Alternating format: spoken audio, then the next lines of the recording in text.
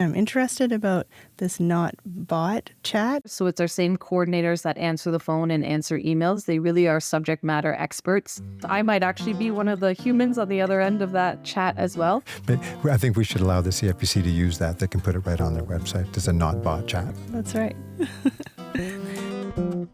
Well, hello and welcome back to the Hat Rack. I'm Dr. Bill McCauley. I'm the Associate Dean of Continuing Professional Development at the Schulich School of Medicine and Dentistry. And as always, with me, my co-host, Leslie McAdam. Good. Welcome. Thanks for having me back. Of course, you're going to come back every time. That's the plan. How have you been? Pretty good. You got your boat launched into the water today. That's right.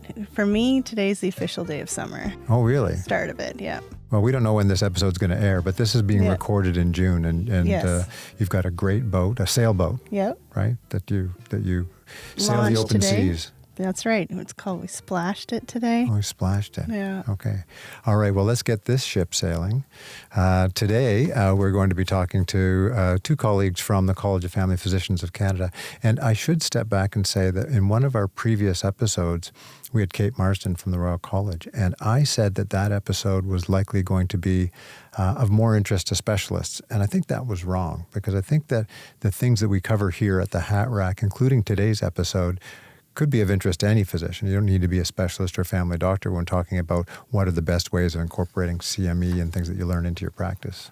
Would you agree? Agreed, yeah. Okay, Because you all want to know what both colleges are doing. Right. And, this podcast is geared towards physicians in practice, not specialists or family doctors, but any physician in practice. And any little tidbits that we hear could be used by anyone.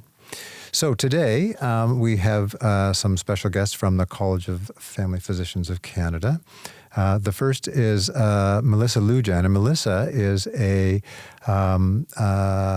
has worked in the CPD at the CFPC for 8 years, so she's got lots of experience, and she basically runs the Maine Pro Plus program, which is a big job because it's a huge undertaking at the CFPC, and she's been running that program for a while now. Apparently, she also loves hockey. We've had other hockey references on this podcast, and so maybe we'll get to talk about that a little bit. And joining her is her colleague, Zareen Warsi, who's been at the college for over a decade. And she's taken on a number of different roles there. But currently, and probably what's germane to today, is that she runs the Professional Learning Plan activity, or the PLPs from the CFPC, which I'm really interested to hear about, because I think that that's something that really could be a powerful way to help physicians to implement their CME. So, Melissa and Zareen, welcome. Thank you so much. Thank you. It's nice to be here. Okay, so the first question is to you, Melissa. We just want to start off by, and we did the same thing with Kate Marston. Could you just give us a little bit of a history about the Maine Pro Plus program and its predecessors, sort of how it all got going and up to where it is right now? Yes, of course. So prior to Maine Pro Plus, we had the Maine Pro system. So the updated version we referred to as Maine Pro Plus. But the original version, Maine Pro, was actually introduced in 1995, but participation was not mandatory at that time. Participation became mandated by the CFPC in 2003. So at this time, it was a requirement for those who hold the CCFP or other CFPC designations that they were required to participate and report their CPD. And in 2013, online reporting became mandatory. So not only do you have to do your CPD, but now you had to actually report it through the portal, the Maine Pro portal online.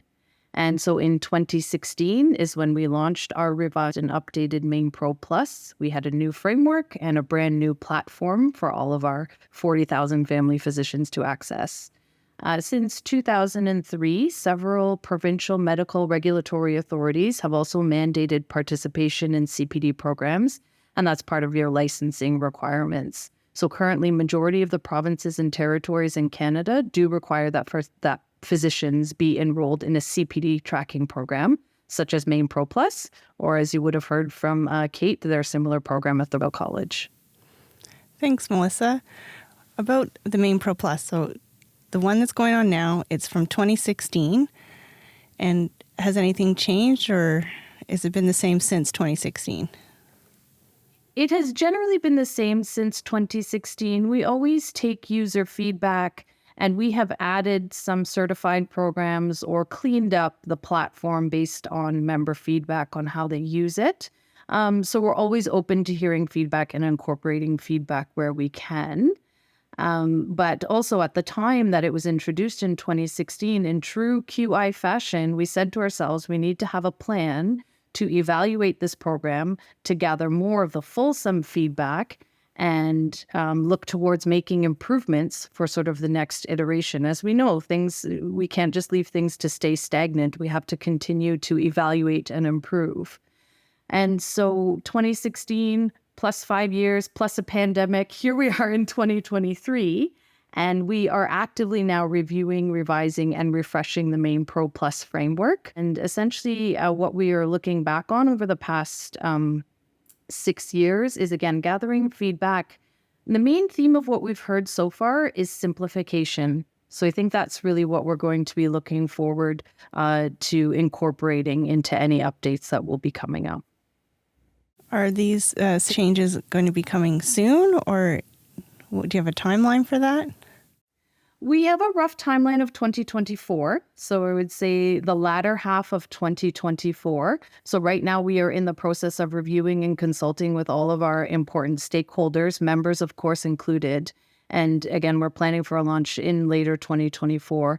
And I would just say to both our program providers and our physician users that they will be given plenty of notice and updates along the way. And again, even opportunities to incorporate more of their feedback and to provide feedback to us. I think that concept of keeping it simple is a really important one, and one that is maybe undervalued. There's a lot of talk right now in the physician world, particularly coming out of the OMA, about burnout and looking after simplifying a lot of the administrative burdens that physicians are undergoing, which leads significantly to burnout. So getting rid of the sort of what I've read in the literature is get rid of the stupid stuff. So get rid of the stuff that is really easily fixable. So hopefully that's something that's going to be coming with this program. Zareen, I'd mentioned in the intro that you're involved with the PLP program, and that was launched in 2022. Like, it's a relatively recent program, I think, right? Can you tell us a little bit more about that? Yes, absolutely. I'd be happy to. So the CFPC has created a free professional learning plan tool for physicians continuing professional development needs, so their CPD needs. It's certified, bilingual, and it's a self-assessment activity, and it aims to support personalized learning and practice improvement goals for physicians. And we have 2 pathways, and so it's been approved for 12 certified Main Pro Plus assessment credits, or 20 credits if you're completing it with a trusted peer. And what's really interesting about this tool is that it creates a personalized plan according to the learner's inputs. So we have a tagging system in the background related to the user's domains of care or the subdomains of care that they select, and even links back to the CanMEDS roles that they're interested in. So if a physician is interested in learning more about the leadership role or a scholar role, we link it back to that, and they're provided a list of CPD activities that relate back to those roles. And what's exciting is that we've had over 1,500 members start a PLP since the launch, and over 100 have already completed it in full and are starting new PLPs. So that's really great news for us. And just we're hopeful that this process will foster reflection and learning related to the CanMEDS roles, and will also assist members in meeting their medical regulatory authority requirements for practice and quality improvements initiatives. And best of all, they're easy to find. The PLP is right on the learner's Main Pro Plus homepage. It's a page that they visit pretty often to check on their credits. So if they scroll down, there's a big, PLP button, hard to miss. It's right there. And then just anecdotally, we received a lot of requests from physician groups to learn more about the PLP. So we created a steering committee that developed a 90-minute Main Pro Plus certified workshop to support groups of family physicians who wish to develop their PLPs via a guided facilitation. So we can arrange that if physicians are interested. Okay, so there's a lot there that I want to follow up on. First of all, I love the fact that that you can both get assessment credits as well as extra credits for working with peers. Because one thing that we've talked a lot about on this podcast is the importance of the fact that we learn from each other. Physicians tend to learn from each other, and that's probably the most powerful learning we do is by seeing what our colleagues do. So that sounds really, really cool. So if I'm a CFPC member and I want to do a PLP, what are the types of things that I would enter into my plan? And then does that then auto-generate some suggestions for the types of CPD that I could undertake? Is that what I'm to understand? Yes, certainly. So if a physician is interested in completing a PLP, they would enter information related to their patient population, for example. So they would look at their demographic of the patients and then create and actually think about some of the gaps and needs around that patient demographic. Once they figured out that piece, they'll be encouraged to create a goal. And it's a SMART goal. So it would be sort of broken down as a SMART goal. And then from there, they create a commitment to change, go ahead and kind of look at the goals that they've set up for themselves, consult with a peer or coach or mentor if that's the route that they've taken, and then come back to the activity to complete it. And the nice thing is you had mentioned around physician burnout and just extra administrative work. The PLP is a direct credit entry activity. So once the PLP is completed, the credits are entered automatically for the physician. And then you also mentioned that there's some educational opportunities to help people to understand how to do a PLP. So you can get credits for learning how to get credits. Right? That's correct. Perfect. Okay. I did notice that as well. I thought, oh, that's a good idea as well. That's very attractive. Yeah. I would like to ask a what if scenario. Families and physicians do have an obligation that they need to get so many credits. Well, what if they aren't able to do the credits or unable to complete the obligations? What happens in that situation, Melissa? Yeah, I can walk you through that. And as you mentioned, it's June right now, and so we are in the thick of this process as we speak. Our cycle end date for family physicians is June 30th. And I'll back up just a little bit, not quite to the point of if they did not meet the requirements, but just as we are now, as it's leading up to the cycle end date, and some physicians are looking and saying, oh my gosh, I'm not sure if I have enough credits to meet my requirements. From now, basically until August, we are working with physicians to enter their credits. I say August because following June 30th, we actually give physicians 6 weeks additional time to report any outstanding credits. We are well aware that physicians are busy. Reporting your CPD doesn't always happen the day that you do the activity. So we've given that 6-week grace period to go ahead and enter any outstanding credits. During this time, the Main Pro Plus team of 4 coordinators is actively reaching out to these members who have not yet met their requirements, saying, here's the types of support that we offer. How can we help you? A reminder that you haven't met your requirements. There's so many ways that we can support our members in meeting these credit requirements. So if after the 6 weeks of extra time and multiple methods of outreach, if a physician still does not meet their cycle requirements, they are then placed into a 2-year remedial cycle. A standard cycle is 5 years. If you don't meet the requirements of that 5-year cycle, you're placed into the 2-year remedial cycle. But I do just want to stress that if you are behind in reporting your credits, we want to and we are able to help. I think some physicians are afraid to contact us. They're worried that it's going to be punitive, that we'll finger wag or call the licensing authorities right away, and it's quite the opposite.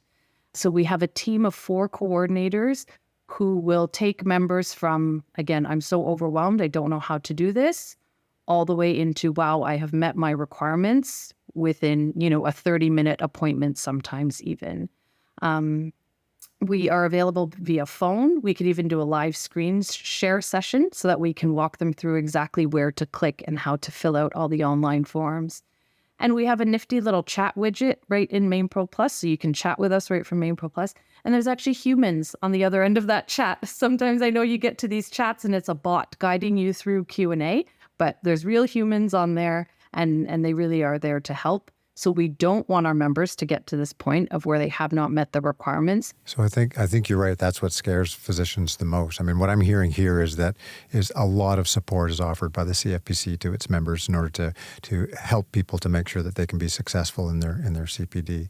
And I can tell you, I used to work at the CPSO for 15 years, and what the CPSO wanted to see was that physicians were continuing to work with their educational bodies, with the CFPC or the Royal College. And as long as that was the case, that the physicians were engaged, then the CPSO really was not interested in taking any action, really wanting to give responsibility for those educational opportunities where they belong, which is with the educational colleges. It sounds like there's like two proactive opportunities, right? The physician can contact you and let you know, I don't know if I'm going to make it, I need some help, or you can see if they're submitting, and then you take the proactive route as well.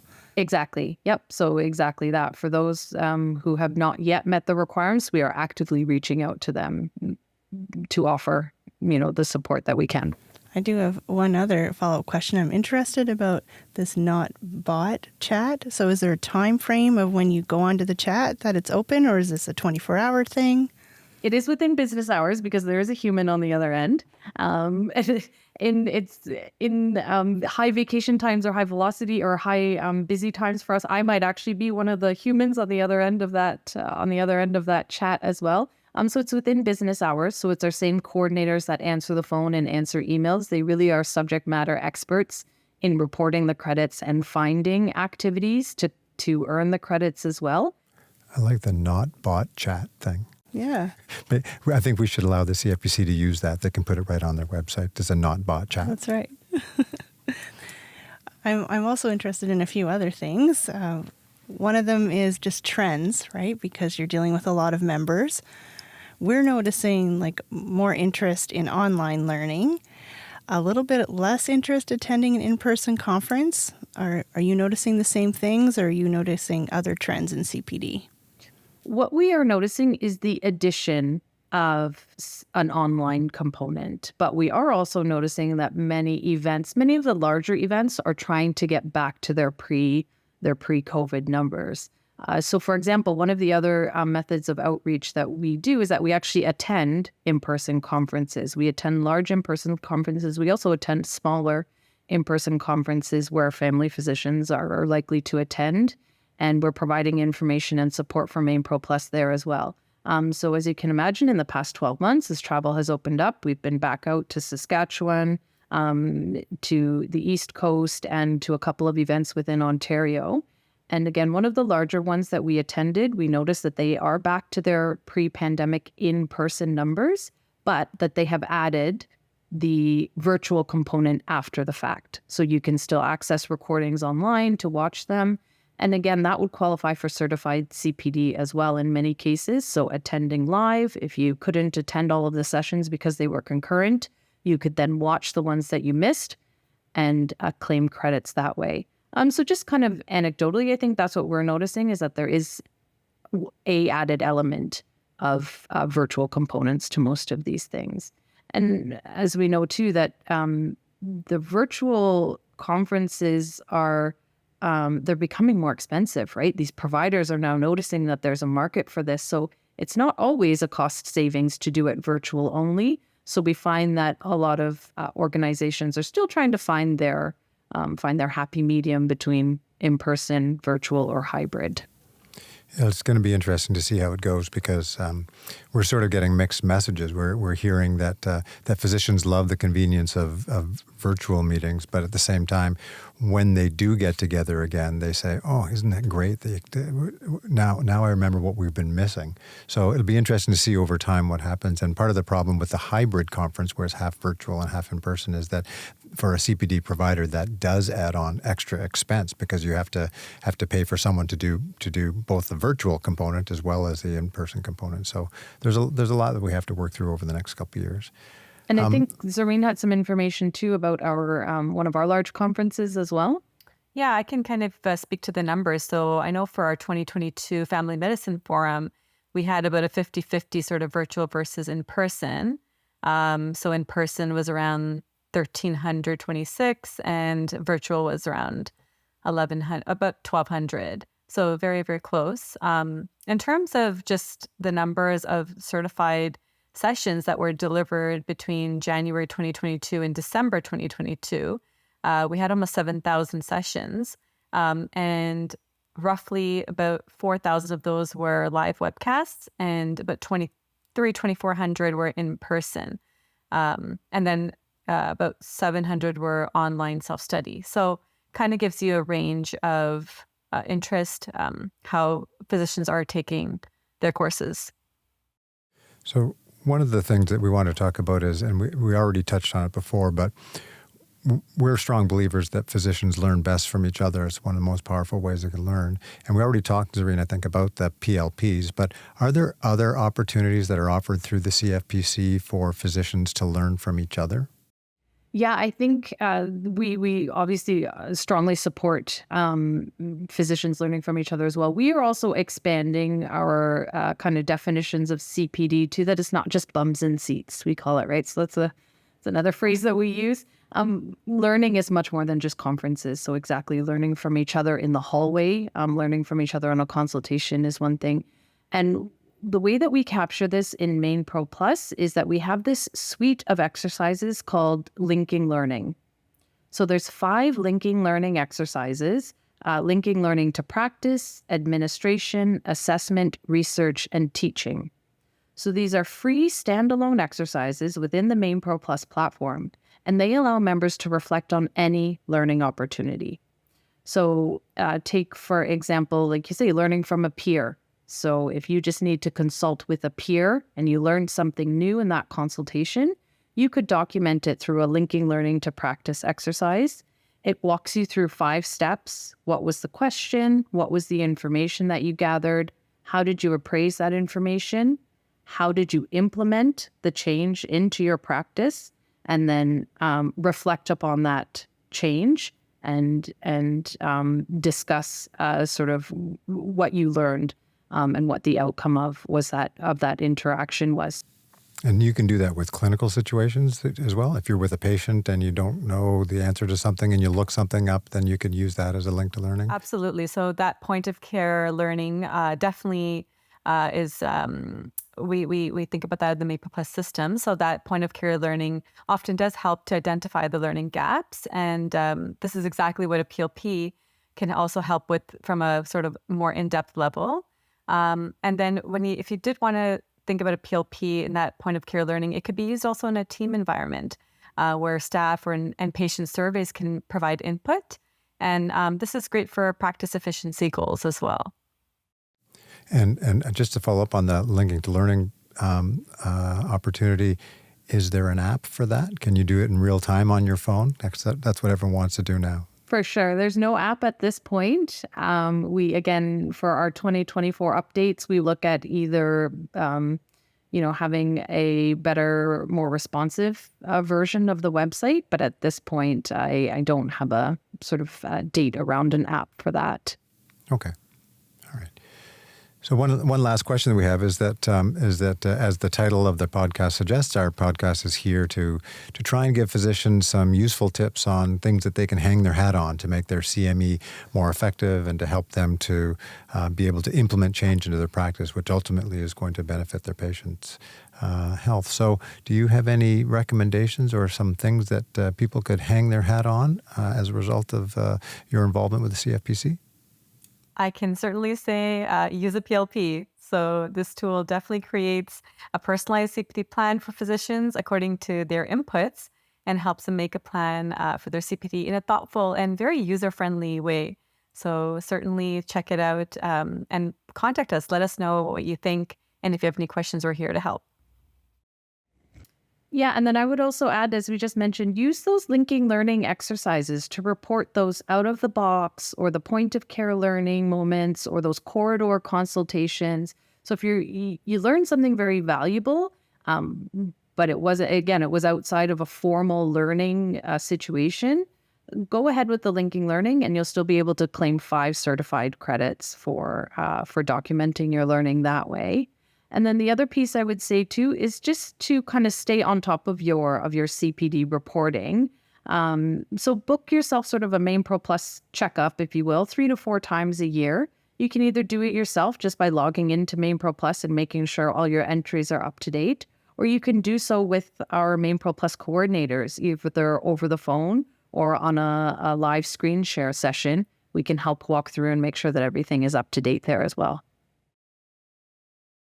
Well, that's great. Listen, thank you very much for joining us, Melissa and Zareen from the CFPC. That's been very informative. Looking forward to seeing what changes come down the road with the Main Pro Plus program in the next couple of years. Definitely. Thank you. And thanks for sharing about being more proactive and sharing all your tips. Thank you for Thank having you. It us. was a pleasure. Well, that was interesting. What did you take out of that interview?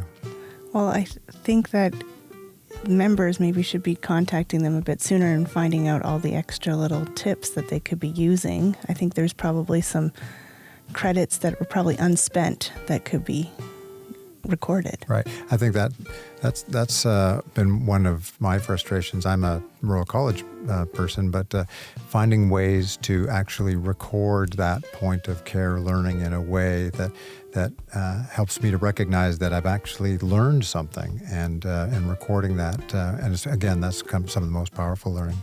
I like the point that Melissa made at the end, talking about do a Main Pro Plus checkup. So I thought that was great for family doctors. You know, patients are always booking checkups with their family doctor. They book those things in advance. They schedule them. So I think she's suggesting that family docs should maybe schedule specific time in their lives where they can maybe put in a half an hour where they can check up on what's going on with their Main Pro and enter things in.